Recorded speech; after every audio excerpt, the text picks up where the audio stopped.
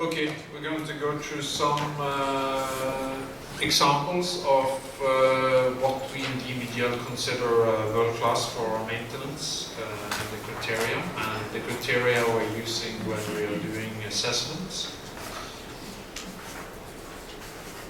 So I've been showing this before, so the maintenance philosophy, organization, manning, best practice, etc. And we're going to go through some examples here on this in those areas.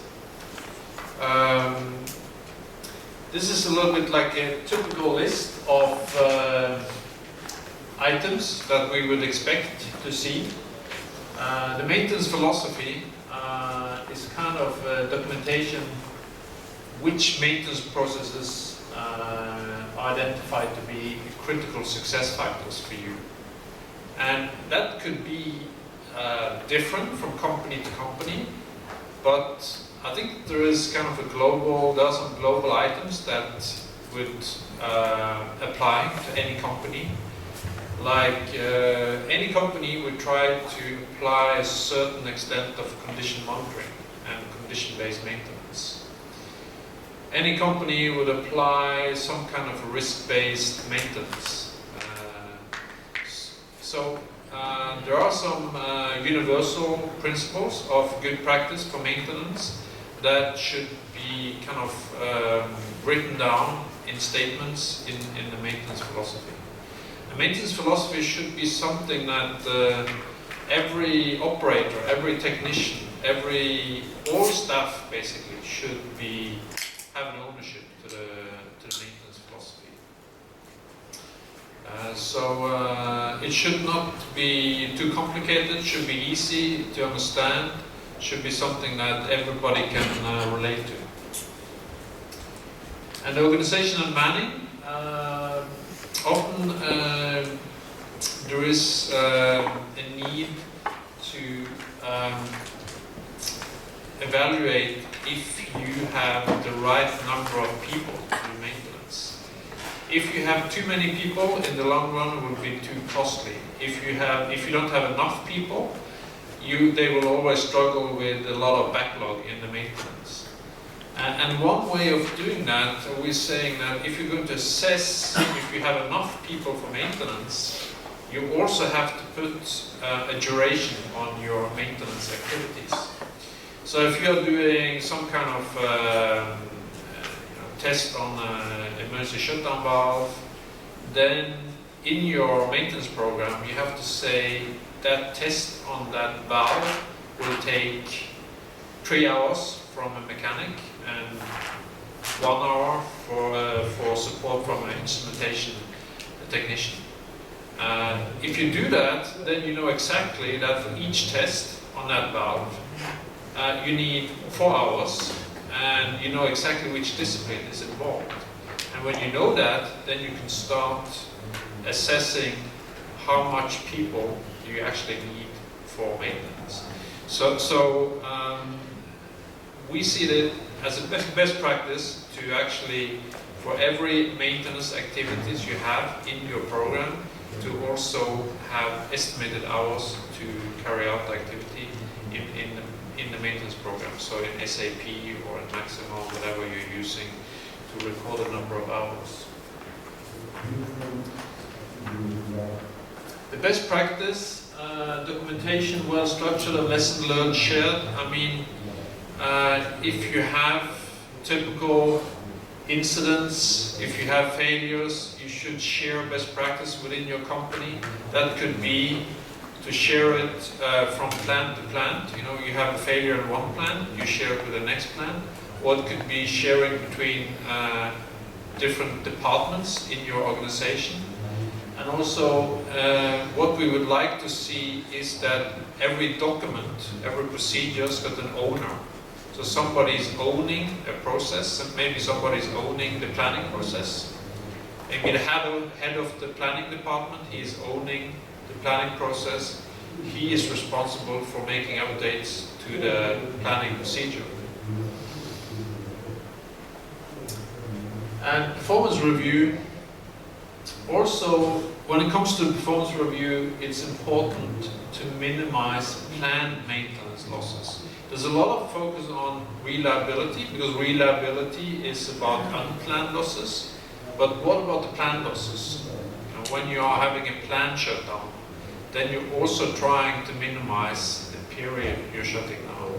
If you are having a planned shutdown of, say, 7 days, if you can do it in 6 days, then it's 1 day's production saved. So actually having minimizing the downtime is not only about minimizing the unplanned failures, but also minimizing the planned downtime. Analysis. Systems established for criticality assessment of backlog. So when you have backlog, first of all, backlog is when the maintenance due date is exceeded. It's like paying your bills. You know, if you don't pay your bill in time, it's exceeded the due date. And it's the same with maintenance. If the maintenance got a due date, then it's exceeded the due date, then it comes into the backlog. And you should know if the backlog is safety critical or production critical. That's important. Because safety critical is important for safety, production critical is important for reliability and production. For planning and scheduling, priorities set depending on equipment criticality. Planning carried out with estimated hours. Maintenance program, a strong link between equipment criticality and maintenance tactics. I'll come back to that. And spare part management, spare part identification and needs analysis is based upon review of historical failure modes, consequence classification and probability of failure. So when you are deciding which spare parts do you need, then what's the starting point? And a lot of companies just take the vendor recommendation as a starting point.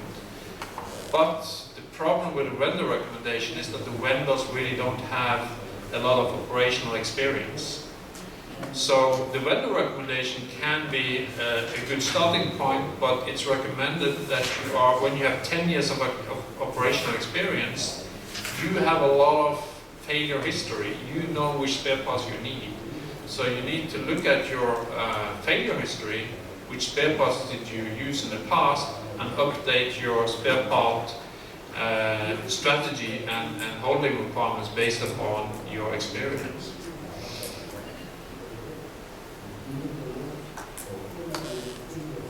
So this is an example of a maintenance philosophy we have developed in the past.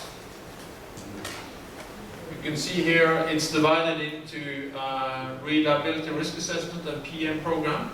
Some principles applied, procedures, data and records, principles applied, philosophy, the vision, maximizing reliability and safety performance for the next 40 years through maintenance excellence. So 40 years is a long time. Yeah? So I think it's important to state something, you know, how long are we going to operate this plant? Are we talking about 10 years, 20 years, 30 years? This is something that is quite important for people to know. Because if you're going to operate for 40 years, it's quite a big difference if you're going to operate for 5 years. And then something about leadership and results and performance review and defect elimination, plant modification. Here under maintenance program, risk related to equipment failure are understood and communicated. Critical failure modes are mitigated via tailored maintenance tactics, programs and procedures. And safety critical equipments are identified, performance requirements defined and performance reported. Now, like, do your staff, are they aware of what systems are safety critical? Like emergency shutdown valve, pressure relief valve, fire pump, those are normally safety critical systems. Like a fire pump is safety critical, not production critical. So it's important to distinguish between what is safety critical, production critical. Normally power generation, like steam turbine, could be both safety critical, production critical. So it's very good practice to distinguish between safety critical, production critical, and that is why you're doing the consequence classification and the criticality assignment to the equipment based upon safety or production. Clear priority rules for work execution are defined and used, and condition monitoring and timely intervention is effectively applied as the preferred maintenance strategy to achieve efficiency and plant reliability. So if we say this, that condition monitoring and condition-based maintenance is the preferred maintenance strategy, then you also need to help your organization to apply that principle.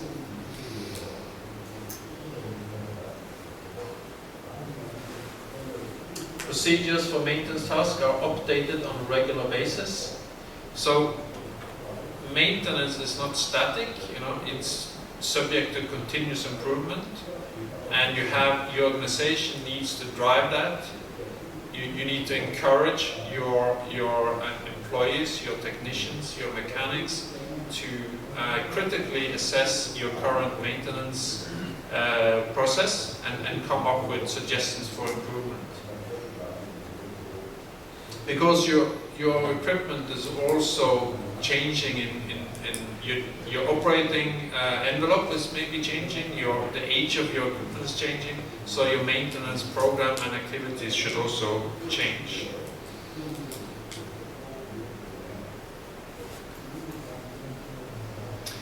And what is the right amount of condition-based maintenance? We have here one example, one company having a target of between 25 and 40% of their maintenance should be condition-based. So condition-based maintenance means that you're not carrying out maintenance according to fixed intervals. It's not like you're doing yearly inspection. You're not doing a yearly overhaul of a pump. You are doing maintenance when the equipment is asking to be maintained, basically. It's based upon condition. So if you have too high temperature on the bearing, or too much vibration, too much wear and tear that you can discover, maybe you're doing oil analysis, you're doing sampling of oil, lube oil, you're doing lube oil analysis, and you're concluding if the equipment needs maintenance or not. So, and also inspection, if you're doing like risk-based inspection, is normally condition-based because it's not fixed intervals. You do one inspection of a pipe and you conclude on wall thickness, condition, and then you decide upon the next time you're doing an inspection. So the more condition-based you can make it, the more cost-effective your maintenance will be, and also it will help on improving your reliability.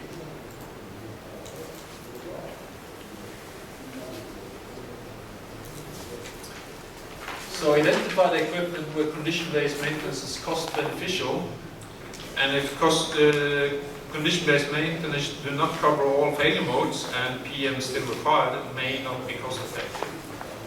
Because a lot of the equipment has got inbuilt kind of functionality for condition-based monitoring, and you should use the technology that is within the equipment to do condition monitoring and condition-based maintenance.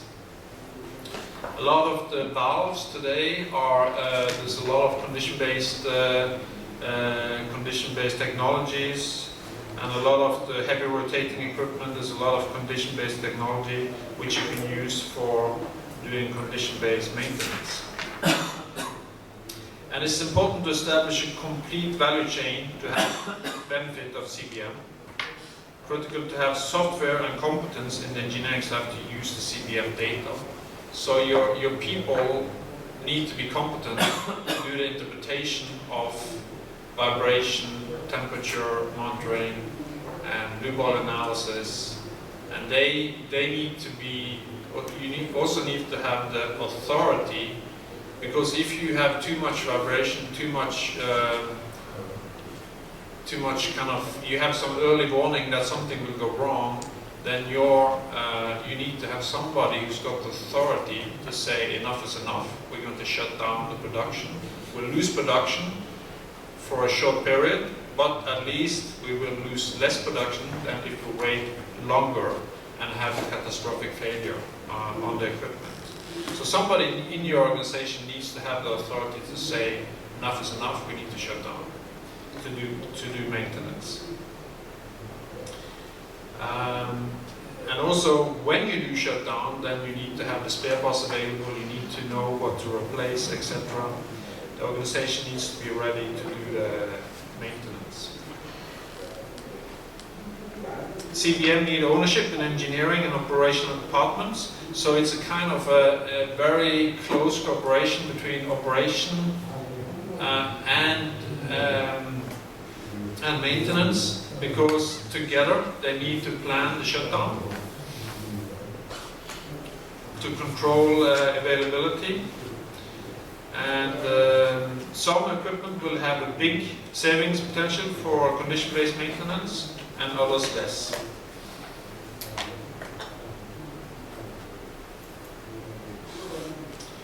When it comes to overall maintenance management, there is one document that I would recommend. It's called SET 008. It's a NOSOC SET 008. It's a best practice for prioritizing maintenance and risk-based maintenance. Previously, those documents used to be free on the internet. Now you have to pay a fee actually to download this document. But it's basically covering all aspects of maintenance management. So it says, as example here, the results from the consequence classification are useful when defining criteria for prioritizing work orders. So this document gives you a guidance how to do the consequence classification.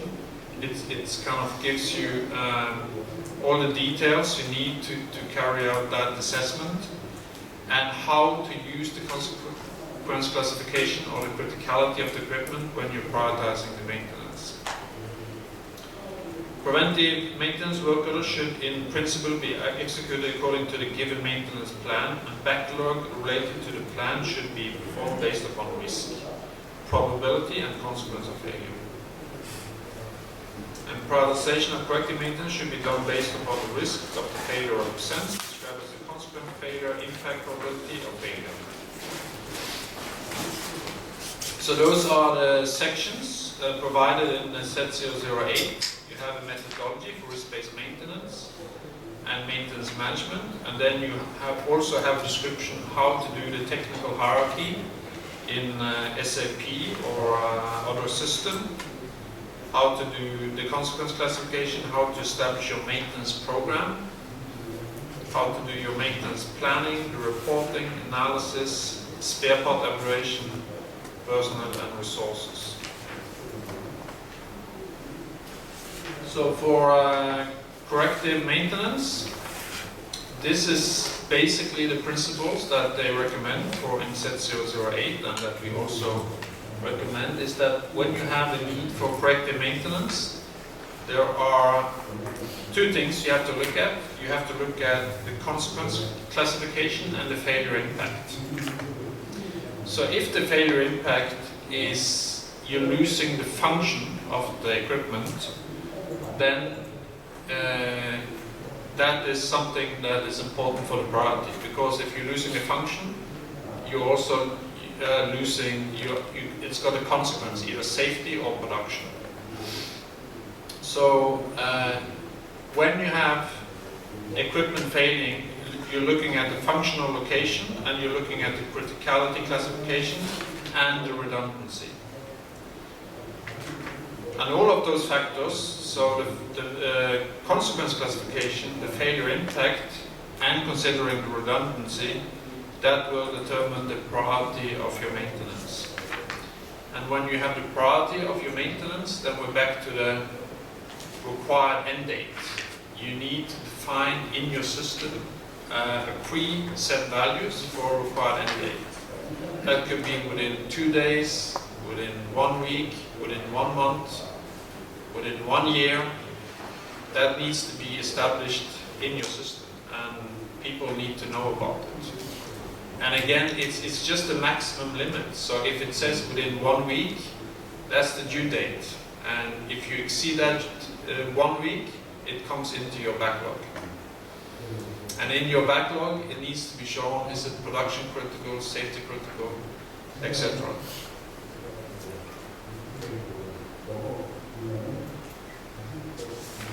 So this is an example how you can define it. You have redundancy, A, B, C. Redundancy A could, as an example, be no redundancy. You have 0 redundancy. If you lose that pump, production will go down. Or B could mean 2 times 100%. So if you lose 1 pump, you still have a second pump. And C means you have even more redundancy, maybe 3 times 100%. But this definition is something you will have to define based upon your criteria. Set 008 doesn't give you exactly how to do it, but the principle is there that A is no redundancy, B more redundancy, and C even more redundancy.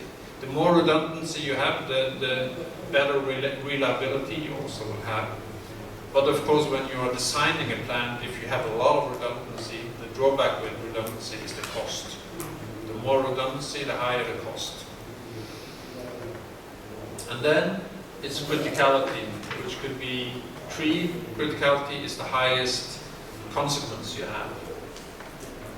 So high criticality, low redundancy means it's got high priority. If you got equipment with low redundancy, high criticality, you have to do something within a very short period, say 2 days, 1 day, 3 days. This is also something you have to define. So basically in this red category, highly important maintenance, yellow category, medium important maintenance, and green category, low important maintenance. And if you are under unprioritized is, if we go back to this one, unprioritized is if there is low failure impact, if the failure is not impacting the function. So that could be maybe you need to paint, do some painting, some exterior, some cosmetic basically, that you need to fix. It's not threatening the function of the pump, it's just that you need to have some refurbishment. So failure impact is important as well.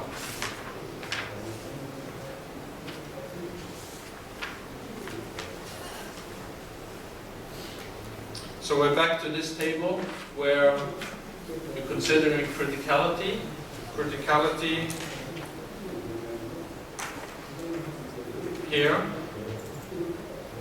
could be a red. You could say that this criticality is the red color from the previous slide. This is the yellow color. This is the green color. And this is the blue color. And this is the priority you set on the work order. You may use work order, or maybe you use notification, depending. If you're using SAP, you also talk about notification. Notification is kind of the stage where you need some maintenance, and then once the notification is approved, it goes into a work order. But the principle is the same.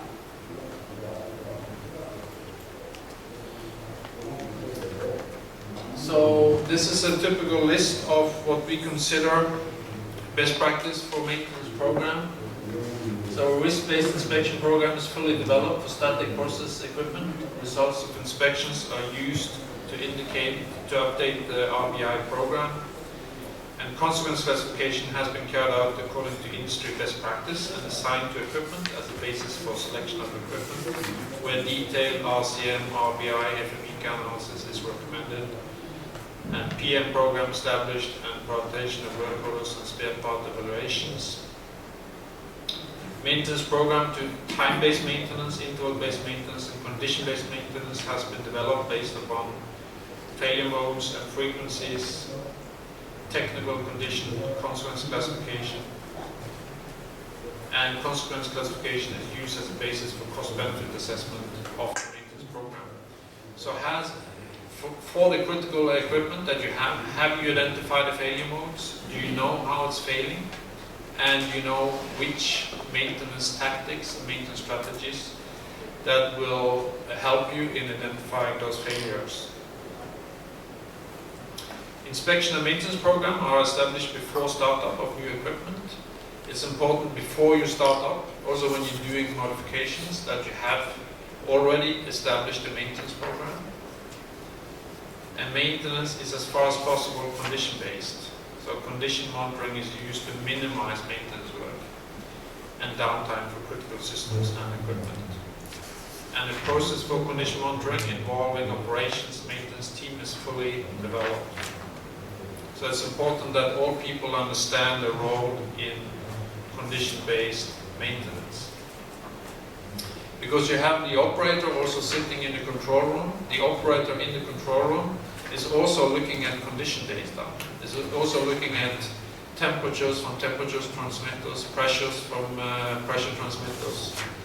And this is also an indication of condition of the plant.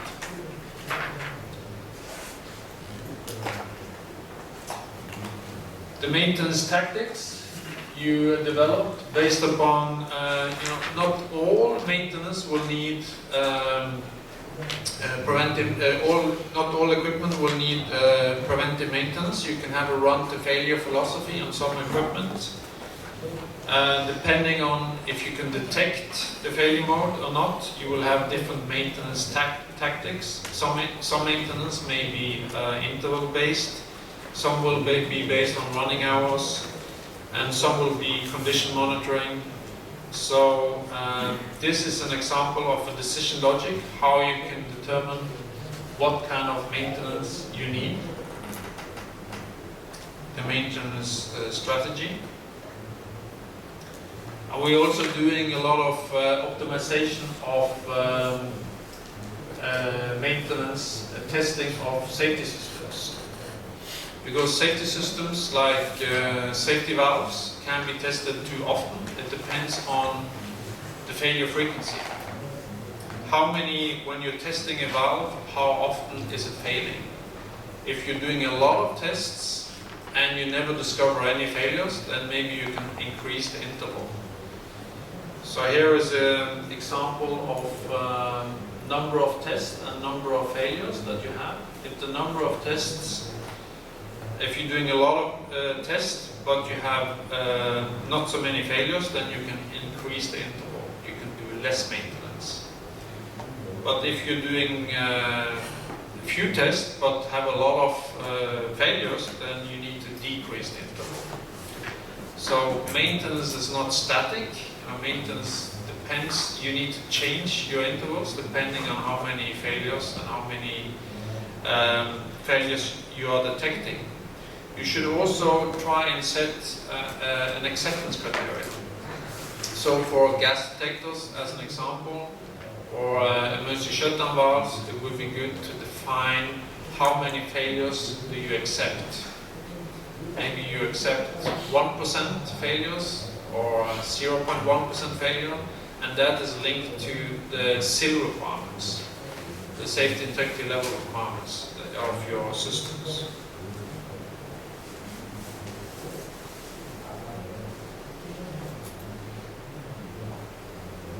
So, too often the test regime for safety critical equipment becomes too static and based on initial analysis will be a very conservative approach. By developing risk acceptance criteria, the test frequencies can be optimized to meet availability targets. So availability targets should be defined for different equipment, like gas detectors. 99% availability requirement could be a typical requirement. we have developed this simplified approach to determine if the test frequency can be increased or should be reduced.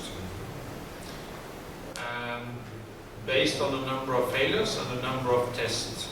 And more complex methods exist within IEC 61508.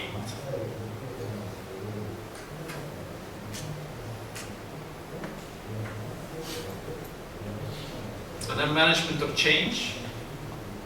Management of change process is fully developed, communicated and actively used. That's the first thing we are looking for when we are looking at your management of change process is there a process? Do you have a process for management of change? And the second thing, are operational personnel involved in the management of change process? Because what we often see is that there's a project organization and there's an operational organization, and the project organization is important to have the operational experience taking part in the modifications and the projects. And is it defined what constitutes a change? That is very important. And all relevant discipline engineers, chemical, process, mechanical, health, safety, environmental engineers are specified and included in the management of change process. And their involvement is recognized by approvals with signatures and key points in the process. And then, are you carrying out safety studies in your management of change process? So like hazards and HACCPs, RAM study. RAM study is also part of what you, if you have a bigger change in your plant, are you doing a RAM study? Because if you're doing a change to your plant, you're doing it for a reason. You're doing it because you will increase your reliability. So maybe you are changing something in your plant, but you're doing the change and you're expecting maybe to improve your reliability from 95% to 96% because you're doing the change. So it's important that you are measuring also, and you are measuring the effect of your change. Measuring that you actually have a reliability improvement when you're doing the change. We see actually a lot of HACCPs being done for changes, but we are not seeing so much RAM studies and hazards and FMECAs. But HACCP we see is typically done for changes to based upon modifications. So goals and requirements related to improve production efficiency, reliability, and operating envelopes and design margins should be fully defined for engineering change. And before the change is accepted and formally handed over to operations, a comprehensive check is completed to ensure that all the required documentation and data for operation is ready, available, and implemented. So when you're doing a change, there should be some operational procedures, there should be some maintenance program developed, all the documentation should be developed and ready for operation. And that is all about the operational readiness that you need when you're doing change. And then this is an example how you can evaluate spare parts according to NORSOC Z008. So again, the spare part needs will depend on the consequence of the spare part not being available. So that could be a low, medium, or high consequence. And then it depends on the demand rate. First line spare parts frequently used, not frequently used, or critical spare parts seldom or never used. So depending on those two factors, if it's the consequence of the spare part not being available and the demand rate, you can establish a spare part strategy, which means you can have it either not in stock. And not in stock doesn't necessarily mean it's not available. You can still have the spare part available to vendors. It just means that you don't have to have it at site. You can still order it and have it within a reasonable short period of time. Or if it's low consequence and first line spare parts frequently used, you can have a minimum stock at site. If it's high consequence and you need it frequently, of course you need an adequate stock at site. So depending on criticality, depending on consequence, depending on demand rate, your spare part philosophy will be different.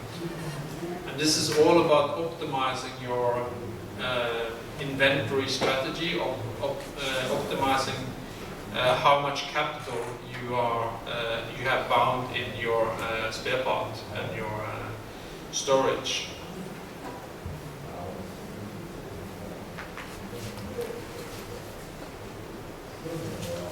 And then the performance review, when you're categorizing your losses, when you have production loss, you need to know what kind of production loss is it. Is it related to preventive maintenance? Is it the modification? Because modification projects also is causing production loss. So when you need to do a change to the plant, you need to shut down production. And then you have process problems, could cause you production loss. You have equipment failures, so basically some kind of unexpected failure on equipment. You have human error. You have planned turnaround, import limitations and export limitations. Those are examples of categorization of production losses. And it's important to do a high-level categorization of your production losses because you want to know kind of what's the high level, what are my problems? You know, are my problems related to equipment failures, or is it human error, or is it planned losses? Where are the losses that because it's not always related to technical issues. It's not always unplanned losses. So it's good to know if your losses are related to unplanned losses or planned losses. It's kind of gives you a high-level pictures of where your losses are occurring. But those categories you should define. You should define your categories of losses. This is just an example. And when you're having losses, this is an example of quality registrations. So it's basically quality registrations is some kind of a loss that you have registered in SAP or similar. And then you have the next category is quality registration causing lost production. So you have 400 registrations, which is causing you, which is related to lost production. And out of the 400, there are 68 that are registered with corrective actions. And out of the 68, 45 have been closed with corrective actions.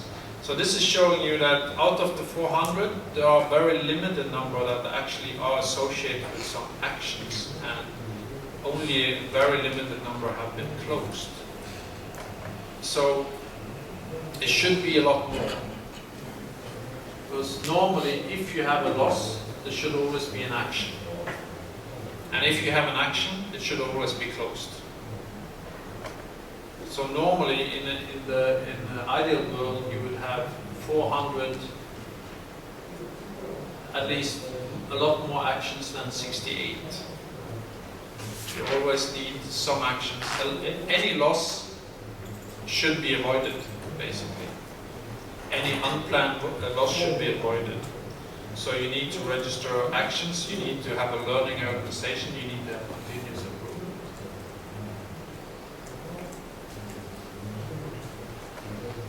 For organization and manning, roles and responsibilities within maintenance, engineering change and system performance are fully defined. Competency requirements for all roles are fully defined, and process is fully established and actively used for review of training and competency development needs and to meet the requirements. A system is established which ensures that contractors' capabilities match the job requirements. The inherent risk of the work to be done by a contractor is assessed to determine the level of control required. So there's a difference between if you have a contractor doing maintenance on your compressors, you need a different level of control compared to if you have a contractor saying providing canteen services. The contractor, the criticality of the job of the contractor, you need a different level of control. Controls and service levels requirements are put in place and actively used to ensure a satisfactory service level. And also normally contractors are mainly selected for services which are not defined as core for your business continuity and operational performance. So it's better for you to keep the core areas which are important for reliability, you should keep in-house. And the kind of more maintenance activities which are less critical, you can outsource to a contracting company. Because when you're keeping it in-house for a core maintenance activities, you can respond quickly with if you have reliability problems related to equipment which is critical, you can respond quickly with in-house competence. And the criteria for pre-qualification of contractors are clearly defined and used before entering into a bidding and contractor selection process.